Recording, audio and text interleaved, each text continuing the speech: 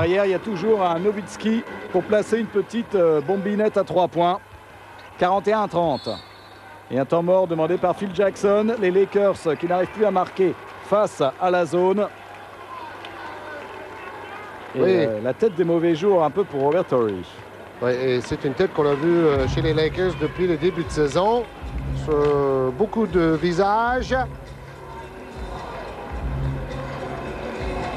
Oh, quelle adresse quand même. Et toujours cet Allemand de 2,13 m fait partie des plus adroits de loin. Très inhabituel ça. Bon, Phil Jackson a dit, peut-être j'ai eu tort de dire qu'on allait démarrer peut-être la saison avec 7 défaites de suite. J'ai mis la barre trop basse. Vous voyez un peu les meilleurs départs avec une seule défaite. Et le record, bien sûr, c'est New York avec 23 victoires, une défaite dans les années 70. Une année où d'ailleurs les Knicks ont été champions. Il faut savoir aussi que jamais une équipe NBA a démarré aussi mal une saison. Surtout un ancien champion, pour redevenir champion par la suite. Donc, on va vraiment être obligé d'aligner des exploits chez O'Neal, Bryant, Jackson et compagnie pour gagner un 4e titre de suite et être ainsi seulement la 2e équipe de l'histoire de la NBA à gagner au moins 4 titres de suite après les Celtics de Bill Russell. Vous voyez qu'il y a quand même des gros trous d'air du côté des Lakers. 7 minutes sans marquer le moindre panier. Bon, la chose positive, c'est une défense plus présente, un peu plus d'énergie chez les Lakers, mais le jeu offensif est vraiment très, très mauvais. Regardez, il n'y a pas de fluidité dans le jeu. Brian Shaw avec Rick Fox. Kobe, à bonne passe. Ah, ça, c'était très, très bien fait pour le shooter à 3 points, Tracy Murray. Qui est arrivé en échange de Lindsey Hunter de Toronto. Et qui doit apporter plus, bien sûr. Van Exel à 3 points. Extraordinaire, extraordinaire. L'adresse à 3 points de Dallas au premier mi-temps. Ah, c'est vraiment une force. Bon, c'est vraiment la force de Dallas depuis plusieurs saisons quand même, cette adresse à 3 points. Et un tir manqué pour Samaki Walker qui est entré sur le terrain. Il va falloir qu'il se remue, Samaki. Oui, oui, oui, parce que Kobe est là pour le motiver. Hein. Van Exel avec encore Steve Nash à 3 points. Un tir arc-en-ciel. Oui, les Lakers avaient l'air d'être à peu près dans une défense de zone. Mark Cuban, propriétaire des Mavericks, qui a fait super boulot là-bas. Une brique, et hop, encore un rebond. Dallas est sur un nuage, regardez cet écart qui se creuse de manière vertigineuse avec encore un 3 points, c'est pas possible. C'est le basket de l'an 3000 qu'on voit chez les Mavericks actuellement. Vous avez vu ce deuxième carton qu'ils nous font là, cette fin de carton, et c'est complètement fou, il y a 22 points d'écart maintenant. Et le panier va être accepté en plus sur cette contre-attaque. Les Lakers ont la tête totalement sous l'eau. Ils sont en train de se noyer sur un barrage de tirs à 3 points de l'équipe de Don Nelson. Et de contre-attaque et tout et tout. Et de jeu collectif complètement inexistant offensivement. Et quelle adresse, il n'y a pas de déchets dans le jeu des Mavericks. Et on se retrouve avec 24 points d'écart. Incroyable. Quelle adresse, quelle fluidité. Quel plaisir, quel régal de voir jouer Dallas en ce moment. O'Neal sur le banc, songeur. 60-36, vous croyez ça, Georges? La défense des Lakers est complètement dépassée. On pensait que ce match à domicile face aux Mavericks allait redonner l'envie aux Lakers qui pataugeaient. Bah, cette première mi-temps, c'est un peu le contraire. Hein. Mais que faire? Que faire? Bah, je ne sais pas. Casser un peu le rythme peut-être, c'est de la folie. Avec une faute sur Kobe Bryant. Bon. Mais il n'y aura pas de lancer franc encore. Ils ont eu quelques bons passages en défense, les Lakers, mais tout est très irrégulier. Jack Nicholson, ancien basketteur quand il était au lycée, a peut-être quelques idées en tête. Là, il broie du noir quand même, à mon avis.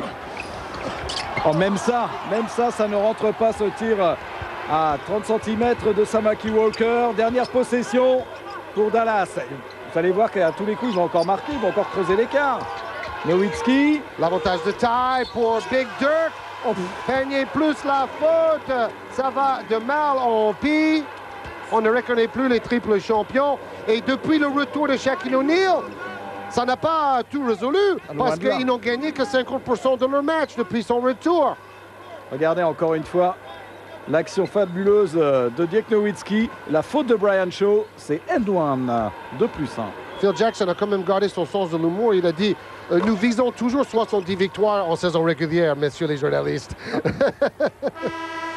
64-36 à la mi-temps. Ça fait 28 points d'avance pour les Mavericks. Écoutez les sifflets du public du Staples Center qui n'en revient pas de cette fin de deuxième quart-temps.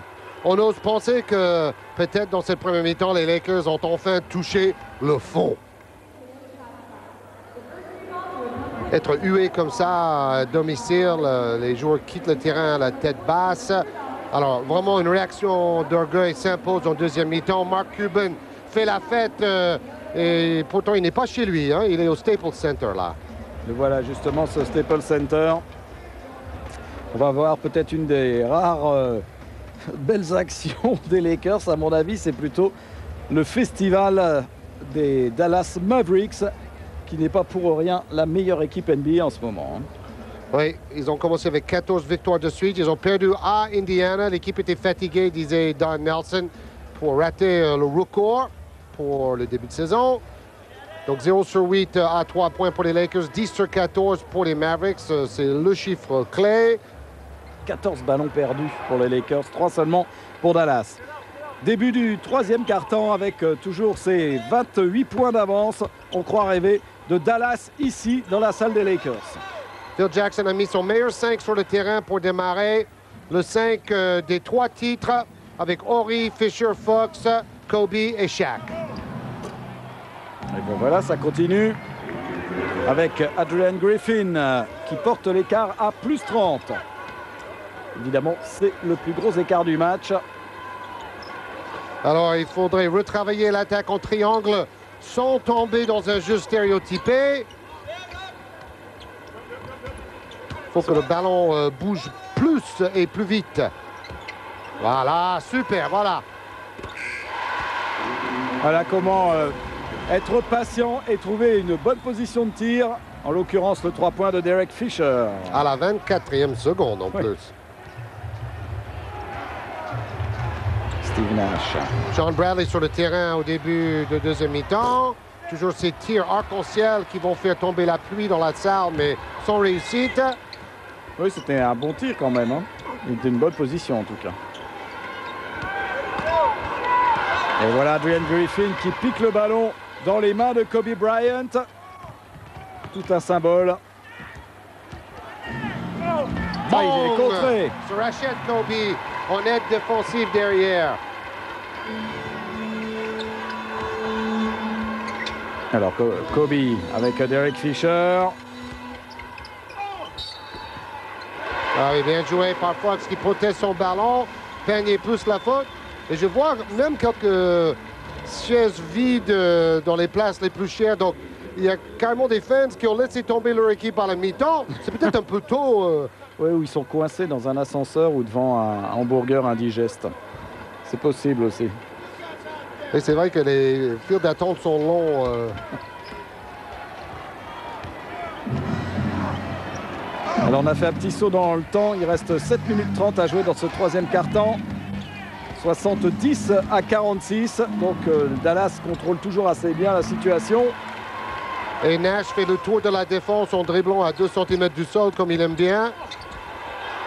Ah, et pas de réussite pour Kobe Bryant. Qui s'arrache. Mais parfois dans le vide. Donner le ballon à Dirk Nowitzki, il va bombarder à 3 points. Mais quel match de Nowitzki à l'image de son début de saison. Ah, c'est pas pour rien qu'il a été le meilleur joueur du dernier championnat du monde. C'est vraiment l'un des tout meilleurs basketteurs de la planète. Il était plus heureux que Michael Finley à Indianapolis au championnat du monde, Nowitzki quand même. Ouais, il a amené son équipe sur la 3e place du podium, l'Allemagne. Et Finlay a fini 6e avec la sélection américaine. 23 points d'écart, 5 minutes à jouer dans le 3e quart-temps. On attend toujours la réaction des Lakers, qui pour l'instant n'arrivent pas vraiment à faire douter les Mavs. Oh, bonne passe. Bon, et si Kobe commence à faire des passes comme ça, les Lakers peuvent y croire. Parce qu'en fait, dans cette attaque en triangle, il faudrait que Kobe et Shaq attirent les défenseurs pour ensuite offrir des positions en or à leurs coéquipiers qui doivent ensuite mettre les paniers faciles. C'était ça pendant 3 ans et 3 titres. Van Exel. Celui-là aussi, il fallait le réussir hein, quand même. Hein. C'est un joueur bourré de talent, Nick Van Exel, qui n'a pas toujours eu le mental à la hauteur de ses possibilités. Et il jouait pour Del Harris chez les Lakers à côté de Shaq, Kobe et compagnie. Le rebond offensif pour Rick Fox qui s'est bien débarrassé de Steve Nash quand même.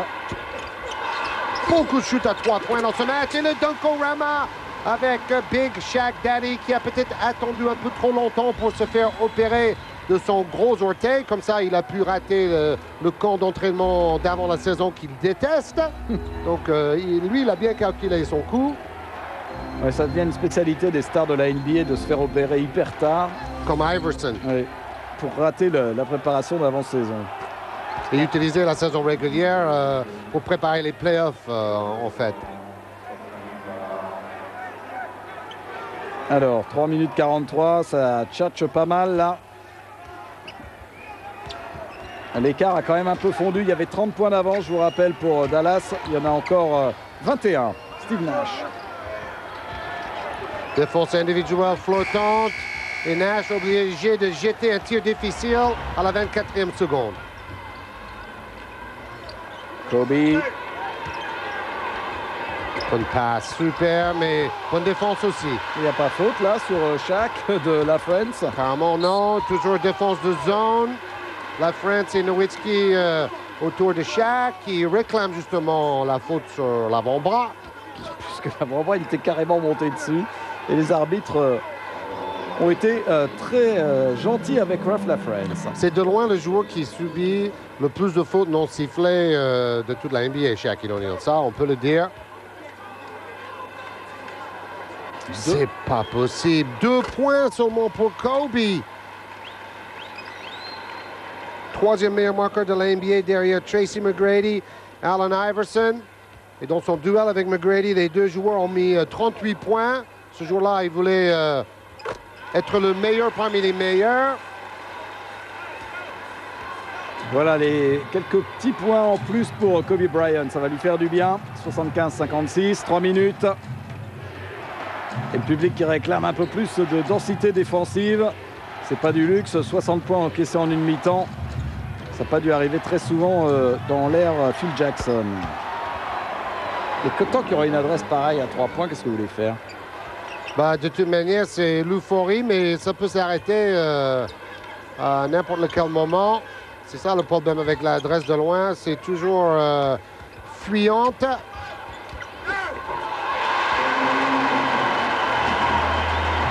Kobe Bryant qui se réveille dans ce 3e quart-temps. Il était temps. Et défense sur Nowitzki qui est beaucoup plus grand que lui, qui a travaillé son jeu de haut panier. On excelle dans un fauteuil. Tous ces chambres, les stars autour du terrain, Nick Van Exel avec son regard. Don Nelson a été élu, bien sûr, coach du mois dans la conférence Ouest, c'est évident. Kobe voilà, qui ressort pour Derek Fisher. Rebond offensif pour O'Neal. Et qui a un peu jeté la barre derrière. Il n'avait pas son équilibre. Il avait le temps pourtant. Il s'est un peu précipité là, Shaq. Bah, c'est un des problèmes des Lakers en attaque. Et Nick Van Exel est en train de faire regretter aux dirigeants des Lakers de l'avoir laissé filer à Dallas. Surtout qu'il affiche plutôt une bonne mentalité depuis qu'il joue avec un prétendant au titre. Un petit 3 points, ça va faire du bien. Il est signé Rick Fox. Et chaque fois, c'est à partir d'une circulation plus fluide et une bonne passe décisive d'un coéquipier. Moins de dribbles de Kobe, par exemple, même si c'est pas le seul fautif. Hein. Allez, encore une position à 3 points, une de plus. Ils enfilent ça comme les perles. Hein. Et n'oubliez pas, la ligne est 1 mètre plus loin qu'en Europe. C'est pas si facile que ça. Kobe avec Derek Fisher. Allez, le ballon à taper sur le pied. Alors, pour qui est le ballon? Ça discute ferme, à mon avis, il est pour les Lakers. Ah, ça sera après le temps mort. En tout cas, le public est revenu un peu dans le match en soutenant davantage les hommes en jaune. Mark Cuban, le jeune milliardaire, grâce à l'Internet, vit pleinement chaque rencontre derrière le banc. Non, là, c'était un mauvais choix de Van Exel avec un airball, puis un tir trop court de Michael Finley. Il reste 25 secondes avant la fin de ce troisième quart-temps. Il y a toujours 25 points d'avance pour Dallas, cavalier seul des Mavs. Bon, on peut dire que les Lakers ont fait jeu égal au moins en troisième quart-temps, mais ils subissent toujours une première mi-temps catastrophique au niveau du score. Surtout un deuxième quart-temps, peut-être l'un des pires de leur histoire. Oh oui! Wow! Superbe. Et tout ça avec Nowitzki sur le banc.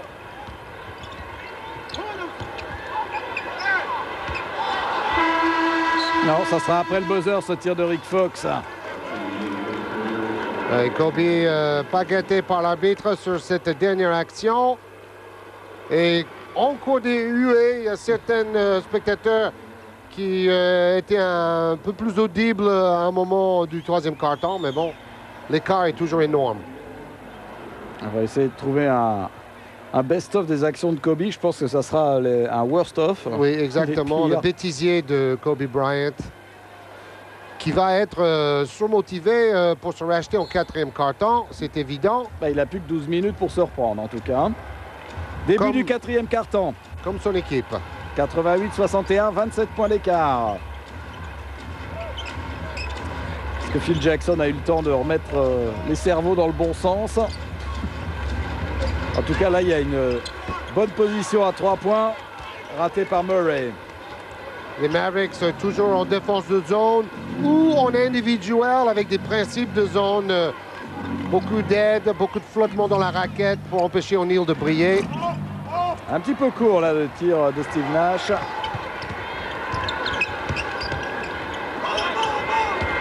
Kobe.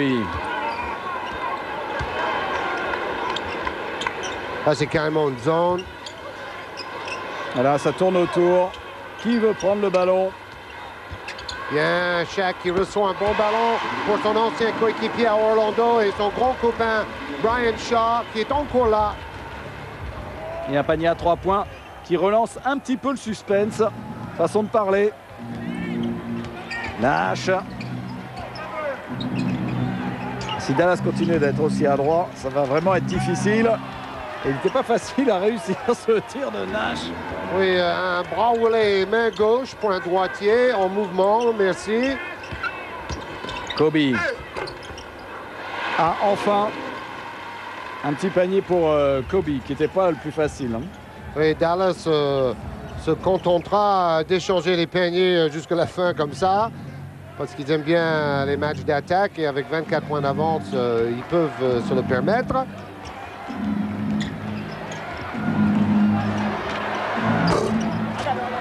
On est presque surpris quand il y a un tir de Dallas à 3 points manqués.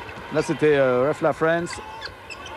En bonne passe, grosse faute sur O'Neal qui tourne quand même environ 7 lancers francs sur 10 sur les derniers matchs. Et donc, il a réclamé plus de ballons justement parce qu'il est à droit en ce moment au lancer franc. Regardez la progression en défense d'une année sur l'autre pour Dallas. Exactement le contraire des Lakers. Les Lakers avaient la meilleure défense au niveau de l'adresse de l'adversaire la saison passée. Et maintenant, ils sont parmi les plus mauvaises défenses. Bon, leur jeu d'attaque, c'est pareil. Ils sont dans les profondeurs des différents classements.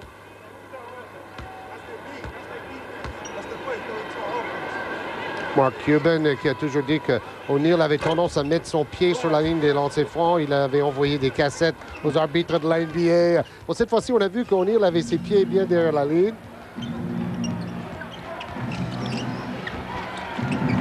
On cherche toujours une bonne position à 3 points. Là, c'est Finlay. Tir manqué et le rebond arraché par les Lakers. Oui, Shaq arrache le bras surtout. Et voilà enfin un panier rapide sur contre-attaque. Bon, il faut revenir sous la barre des 20 points. Au moins, psychologiquement, ça donnerait un peu d'espoir aux Lakers. Finlay. Et on peut dire que Dallas ne rentre jamais dans la raquette. Hein. C'est pratiquement, ce ne sont que des paniers de loin. Sauf Ou là. quand il rentre, c'est Steve Nash. Mais il n'y a pas de pivot. Hein. Tout le monde s'est écarté. Ben, tout le monde est obligé de coller les shooters de Dallas qui sont si à droite. Donc, ça ouvre bien la raquette. Avec une faute sur Kobe Bryant. Tandis que le problème des Lakers, depuis que Shaq est de retour, c'est que comme les extérieurs étaient maladroits, toute la défense était dans la raquette autour de Big Shaq, qui avait quand même des bonnes stats. Bon, pas aussi bonnes que les 3 dernières saisons, mais pas ridicule non plus. Voilà, l'arme fatale. Shaquille O'Neal, incontrable pour Ralph LaFrance. Dans le dernier match, les Lakers ont perdu contre les Vieux de Utah. Après un gros match de Karl Malone. Et dans le dernier match de Dallas, les Mavericks ont battu les Trailblazers de 15 points. Finlay. Mauvais choix là pour Walt Williams. Voilà peut-être l'occasion pour les Lakers de passer sous la barre des 20 points.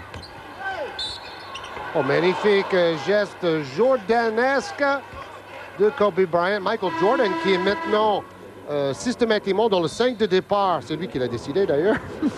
Et il a fait quelques bons matchs, notamment 25 points il n'y a pas si longtemps. Mais les Wizards ont perdu hier soir. Bonne nouvelle par contre pour Tony Parker qui a marqué 10 points avec 6 passes décisives dans une belle victoire de San Antonio face à Philadelphia. Et la série de 8 victoires de suite de Philadelphie est finie.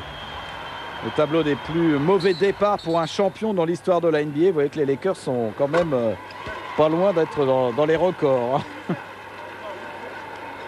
Oui, d'ailleurs, les Bulls, il faut se souvenir, n'avaient plus du tout la même équipe après leur 6e titre avec Jordan, Jackson, Pippen et compagnie. Ça y est, ils sont passés sous la barre des 20 points après ce lancer franc réussi par Kobe Bryant. 19 points à remonter en 8 minutes 30. Il ne faut pas lambiner. Hein. Il faut refaire le coup de Portland en finale de conférence il y a 3 ans. Dans cette même salle. Ou la remontée de Boston. Je ne sais pas si vous vous souvenez l'an dernier en play-off. La remontée la plus incroyable de l'histoire de la NBA. Contre New Jersey. Ouais, mais je vois quand même quelques bonnes passes. Ça, c'est déjà une bonne nouvelle pour les fans des Lakers. Cette envie de jouer ensemble à nouveau. Et Dallas s'est peut-être un petit peu aussi endormi en défense. En excel. Ouais, c'est quand même du jeu isolé, sans beaucoup de mouvement, ni du ballon, ni des coéquipiers. Il ne faudrait pas que Dallas oublie son jeu collectif. Kobe. Oui, bien joué. Il aura 3 lancers francs. Toujours cette zone. L'équipe de Dallas est l'équipe NBA qui utilise le plus souvent la défense de zone, notamment à cause de Sean Bradley et ses 2,28 m pour jouer dans la raquette. Il n'a rien fait aujourd'hui, hein, Sean Bradley. Hein. Oui, sauf lever les bras au milieu de la zone, sans rester plus de 3 secondes dans la raquette en défense. Ouais, il n'a pas du tout pesé sur le jeu, alors qu'on retrouve Tracy Murray au lancer franc. 3 lancers. Pour ce shooter spécialisé à 3 points, Nash se repose un peu et fait du stretching. À la fin de la saison dernière, il était carbonisé. C'est pour ça qu'il n'a pas regretté de ne pas jouer avec l'équipe canadienne au championnat du monde. Pour ça, il n'y a plus que 15 points. En excel. Oh, qui perd le ballon. Bonne pression là du vétéran Brian Shaw. Ballon perdu, il n'y en a pas eu beaucoup de la part des Mavericks. Et 15 points en 7 minutes 20, ça devient possible. Boum! Oh là là, le réveil des Lakers et aussi du public. C'est presque aussi important de reséduire ce public difficile du Staples Center. Van Exel, bonne passe. Oh non, un ballon beaucoup trop bas pour Shawn Bradley. Oh, ça va vite dans le basket. Tout était trop facile pour les Mavericks. Archie à droit. Mais bon, ils ont mené tellement vite aussi. Oui, et puis là, Van Exel a quand même fait 3 actions négatives de suite, aussitôt exploitées par les Lakers d'un Kobe Bryant, régénéré dans ce 4e quart-temps. Oui, dribble croisé digne de Iverson. Shawn Bradley en retard. Ne va même pas au contre. Il s'est fait dunker sur la tronche par Kobe Bryant.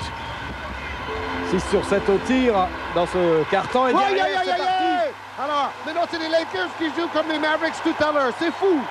Oui, Devin George à 3 points. Temps mort d'urgence demandé par Don Nelson.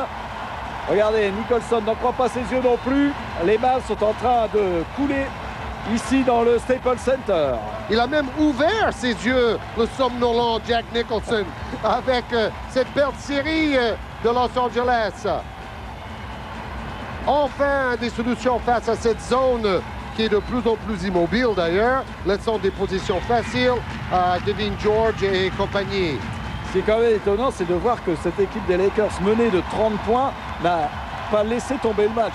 Alors que c'est un match de saison régulière, bon finalement il y en aura d'autres. Mais c'est l'essentiel, c'est le plus important. Et même si les Lakers perdent, au moins cette remontée au score va donner un peu plus de piment pour la suite de la compétition. Regardez, les Mavericks n'ont marqué que 4 points dans ce 4e quart-temps, ils en ont déjà pris 21. Ouh, le public très réveillé, défense. Ouais, alors que franchement à Los Angeles, c'est pas un public qui est bruyant normalement. On dirait la finale NBA déjà. Ou peut-être la finale de conférence Ouest au moins. Ça pourrait être ça. Hein. Et il va falloir que les Lakers retrouvent un peu de consistance. Quand même. Bon, maintenant Phil Jackson dit qu'il se contenterait de la 4e place à la fin de la saison régulière pour au moins avoir l'avantage du terrain au premier tour des playoffs. Alors le retour de Nowitzki et de Steve Nash. Là, Don Nelson a compris qu'il avait suffisamment laissé souffler ses stars. Il y a un peu le feu. Et beaucoup de jeux isolés. Ce n'est pas ce que je préfère dans le basket américain. Don Nelson fait beaucoup ça en ce moment. Mais quand même pas à chaque fois un rebond pour Van Exel. Je trouve que Dallas joue mieux quand le ballon circule et que tous les joueurs sont impliqués au lieu d'isoler. Et là, Dirk Nowitzki a dû confondre un joueur avec quelqu'un du public. Une passe à 15 mètres de haut. Ouais, il croyait que Shawn Bradley faisait en fait 3,28 m. Et encore un ballon perdu. Incroyable le nombre de ballons perdus par Dallas dans ce 4e quart-temps.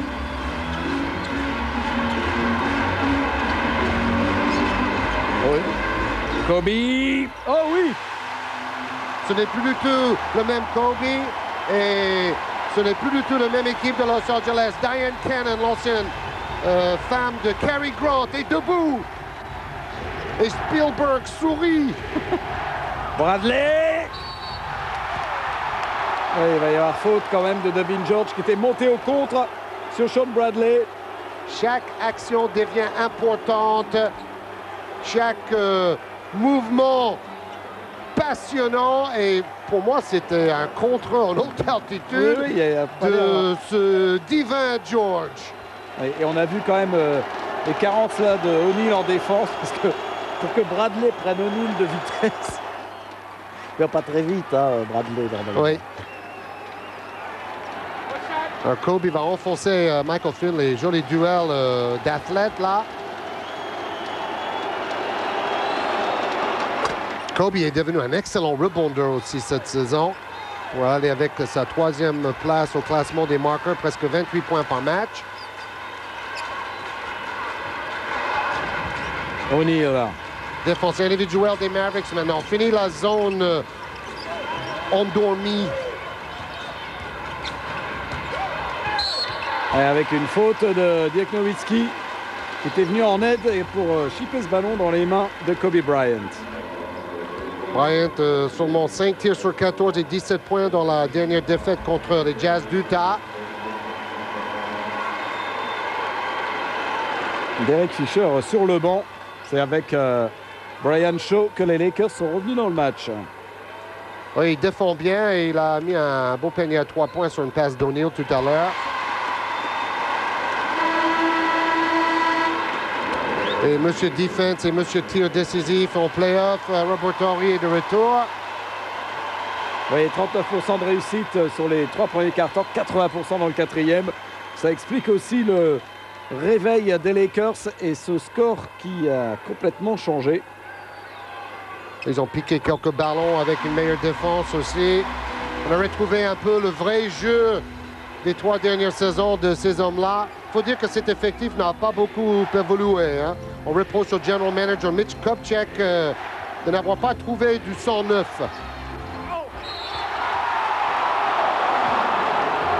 Alors la faute provoquée par Nowitzki.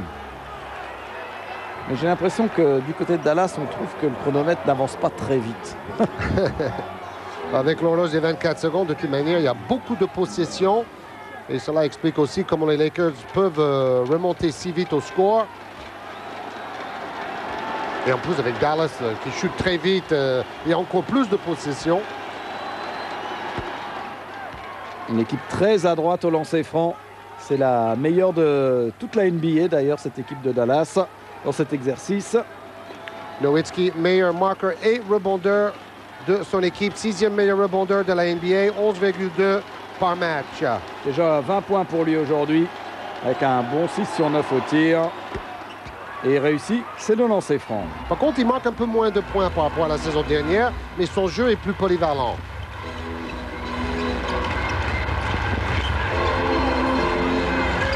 Kobe à l'intérieur, ballon volé par Sean Bradley. Un cadeau empoisonné pour Shaq, qui était bien entouré par la défense. Il veut écarter le jeu, jouer large. Le jeu à 2 avec Nowitzki et Nash. 7 secondes pour le tir pour Steve Nash. Non, c'est un peu forcé, ça. Oui, et puis avec la fatigue, maintenant l'adresse baisse forcément. Ne force pas tout, Kobe. Voilà, joue avec les autres. Que tout le monde touche un peu le ballon. Ça va te revenir, ce ballon, Kobe. Voilà, 3 points, Kobe Bryant. 96-89. Tout est à refaire pratiquement pour Dallas. 4 minutes et 7 points à remonter pour les Lakers.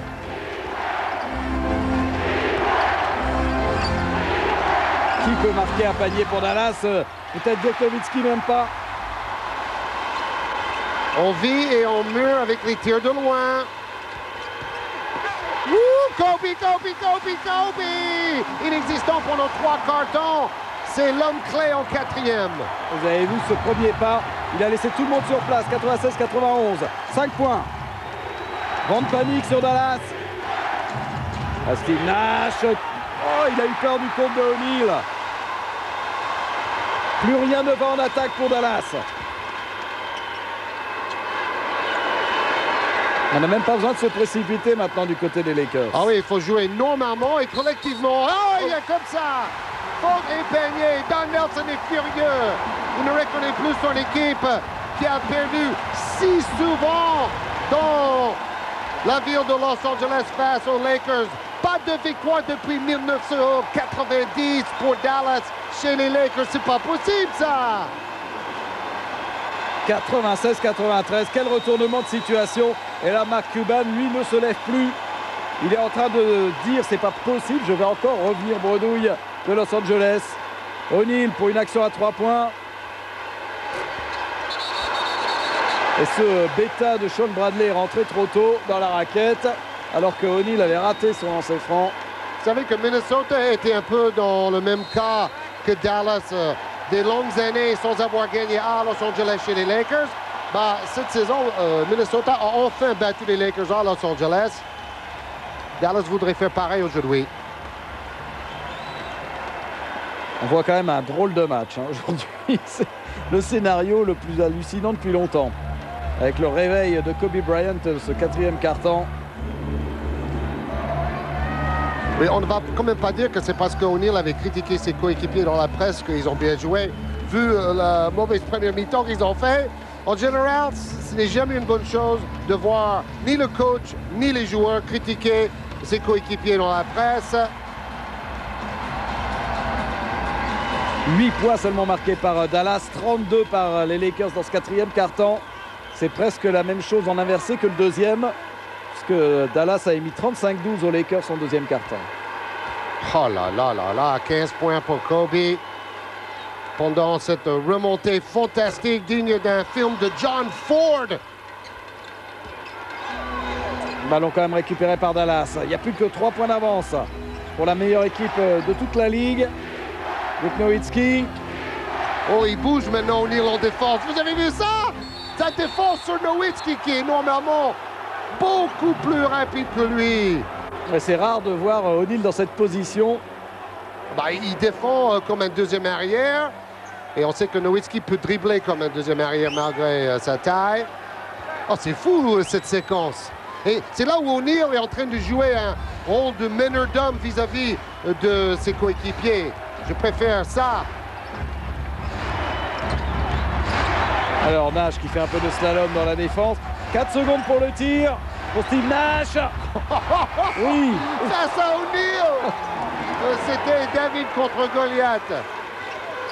Et il a réussi finalement, grâce à un finger roll, à donner à nouveau 5 points d'avance à 2,29 pour les Mavs. Kobe. Ah oui. Super fort. Et il passe sous le cercle en bien protégeant son ballon.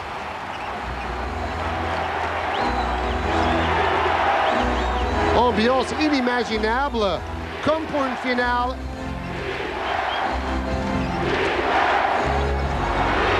Steve Nash continue d'aller défier O'Neal dans la raquette. Il se dit, je fais couler le temps et je vais chercher la faute.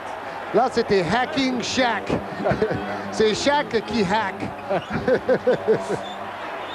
Alors, après le finger roll in your face de Nash, sur la deuxième séquence, O'Neal a dit, ça suffit, maintenant je vais t'aligner pour le compte. Voilà, c'était magnifique, les qualités athlétiques et techniques de Kobe. Main gauche. Alors, retour de Bradley à la place de Walt Williams.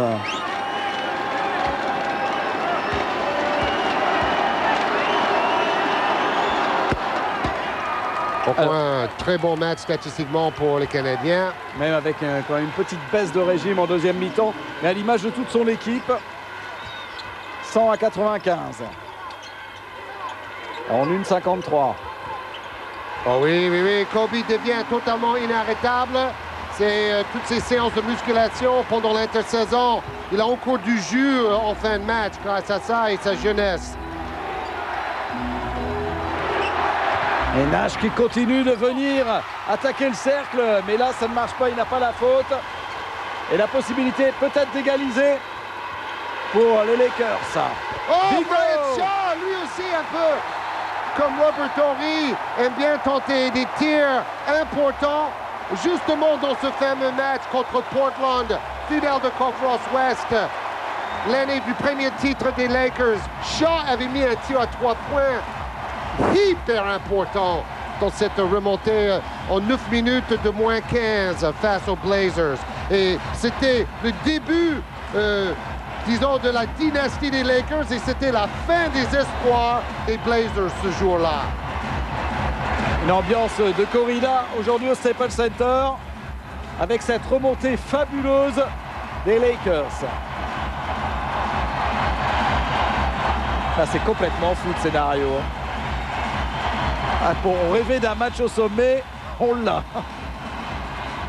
J'espère seulement que nos abonnés ont été patients après une mauvaise première mi-temps de la part des Lakers pour rester jusqu'au bout, pour voir peut-être le match de l'année jusque-là dans la NBA. 100 partout à 1,28. Tout est à refaire pour Dallas. Et psychologiquement, quand même, les joueurs de Dallas doivent être complètement vidés là. Oui, c'est un coup de Homberger sur le paletot là.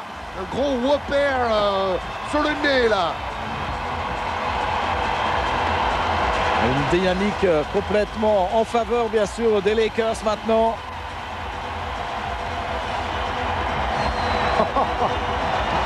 Alors là, c'est ambiance universitaire, la folie. Alors Steve Nash, comment va-t-il gérer cette minute 25? Nowitzki prend un tir difficile. Oui, d'ailleurs Nowitzki qui est très très fort. Il a un tout petit peu la même réputation que Chris Webber de Sacramento, de ne pas marquer les paniers les plus importants dans les dernières secondes. Oh, il est encore jeune. Hein. Bah oui, et puis de toute manière.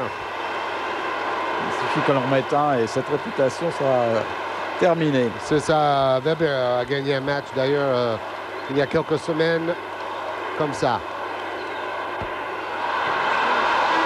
Alors on a l'impression qu'il n'y a plus personne qui veut marquer ce petit point pour donner un avantage. Là, Roberto Horry qui rate son premier lancer franc. O'Neal va aller souffler quelques instants sur le banc. À mon avis, pas bien longtemps. Hein. Et Mark Cuban, il a pris 10 ans. Là. Il est détué. Il va aller passer 24 heures de suite sur Internet avec les larmes aux yeux parce qu'il communique beaucoup avec les fans de Dallas par email. On peut l'écrire carrément.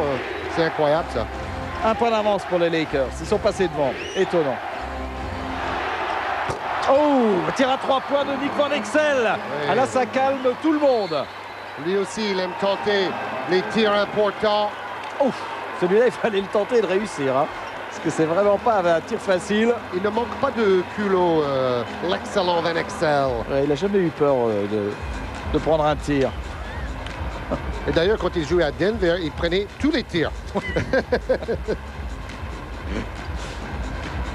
Et vous voyez, le banc de Dallas s'est réveillé avec ce tir à 3 points réussi par Nick Van Exel, qui a vite repris une place importante dans la rotation de Dallas après sa blessure. 103-101, il reste 1 minute.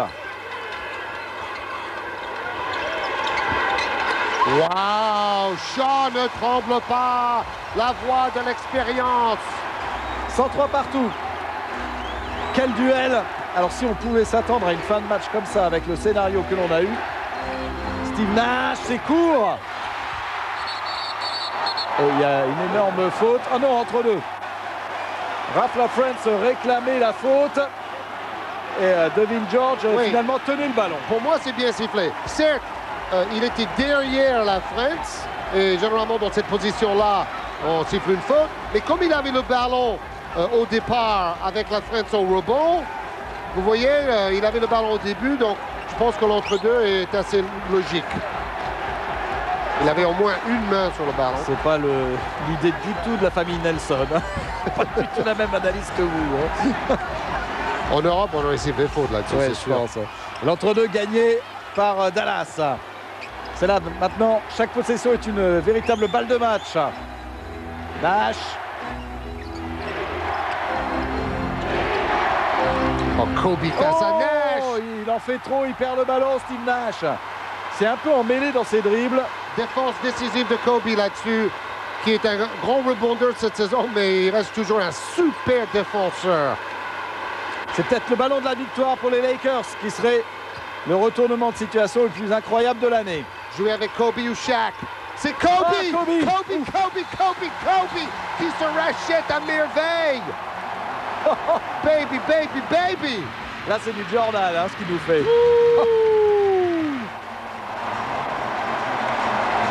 On parlait d'un match de référence. Et comment?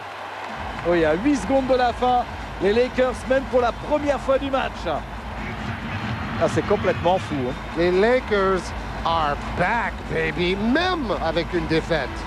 Parce que là, ils ont enfin affiché leur véritable visage. Wow! Ce quel équilibre, de blanc et après le chute pur comme la soie. Quel poète! Ce match m'inspire. Hein. J'avoue que on a vu des très bons matchs, notamment les mercredis à 14h pendant 80 Time. Mais ce match-là, c'est d'un autre niveau, messieurs, dames. C'est quand même pas mal du tout. 21 points dans le 4e quart-temps. 27 points au total pour Kobe Bryant. Et ben après la première mi-temps apocalyptique qu'il a fait, c'est quand même pas mal. Parole à la défense des Lakers. Ah oui, donc les Lakers peuvent battre leur record pour la meilleure remontée dans l'histoire du club. Alors Steve Nash, un tir impossible. Ouh, là, là, là, là, là, là, il n'était pas loin. Victoire des Lakers. Ce dernier shoot aurait pu donner la victoire in extremis aux Mavericks. Ça va être une défaite difficile à avaler. D'ailleurs, Don Nelson a dit, c'est une des défaites les plus terribles dans 40 ans dans la NBA en tant que joueur et coach pour moi. Wow! Ah oui, incroyable retournement de situation, exploit phénoménal des Lakers qui ont remonté 28 points d'écart pour s'imposer 105-103 dans ce match au sommet de la conférence Ouest. Les stars hollywoodiennes sont ravies. Interview avec Shaquille O'Neal.